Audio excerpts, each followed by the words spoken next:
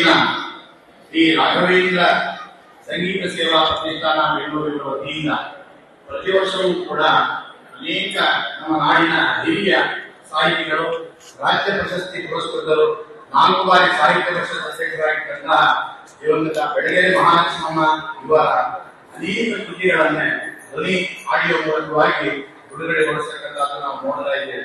ಅದೇ ರೀತಿ ಪರಮ ಪೂಜ್ಯ ಶ್ರೀಪಾದಂಗಳವರು ಈ ವರ್ಷವೂ ಕೂಡ ಅವರಿಂದಲೇ ನಿರ್ಮಾಣವಾಗಿರ್ತಕ್ಕಂತಹ ಮೂಲ ಮುಂದಿನ ಆಂಜನೇಯ ಅನ್ನುವಂತಹದನ್ನೇ ಒಂದು ಅದ್ಭುತವಾದಂತಹ ಕೃತಿಯನ್ನೇ ಈ ಒಂದು ಶುಭ ಸಂದರ್ಭದಲ್ಲಿ ಅನಾವರಣಗೊಳಿಸಬೇಕು. ಈ ರಾಘವೇಂದ್ರ ಸಂಗೀತ ಸೇವಾ ಪ್ರತಿಷ್ಠಾನ ಅನ್ನೋದು ಉತ್ತಮವಾದ ಸಂಗೀತ ನೃತ್ಯ ಪ್ರದರ್ಶನದ ಮೂಲಕ ಕರ್ನಾಟಕ ರಾಜ್ಯದಂತಲೂ ಕೂಡ ಪ್ರಸಿದ್ಧವಾಗಿರ್ತಕ್ಕಂಥದ್ದು. ಸುಶ್ರೀ ಶ್ರೀಪಾದಗಳಿಂದ ಪ್ರತಿಷ್ಠಾಪಿತಗೊಂಡಂತಹ ಈ ಒಂದು ಸಂಸ್ಥೆ, ಇದರಲ್ಲಿ ವಿಶೇಷವಾಗಿ ಈ ವರ್ಷ ಪುತ್ತೂರು ನರಸಿಂಹನಾಯಕ್ ಅವರ ಒಂದು ಧ್ವನಿಯಲ್ಲಿ ಪೂರ್ವ ಮುಂದಿನ ಆಂಜನೇಯ ಅನ್ನುವಂತಹದ್ದು ಬೆಳಗೆರೆ ಮಹಾಲಕ್ಷ್ಮಿ ಅವರ ಒಂದು ಕೃತಿಯನ್ನೇ ಆಡಿಯೋ ಮೂಲಕ ಶ್ರೀಪಾದನವರು ಅನಾವರಣಗೊಳಿಸಬೇಕು ಅಂತ ನಾವು ಪ್ರಾರ್ಥನೆ ಮಾಡ್ತಾ ಇದ್ದೇವೆ.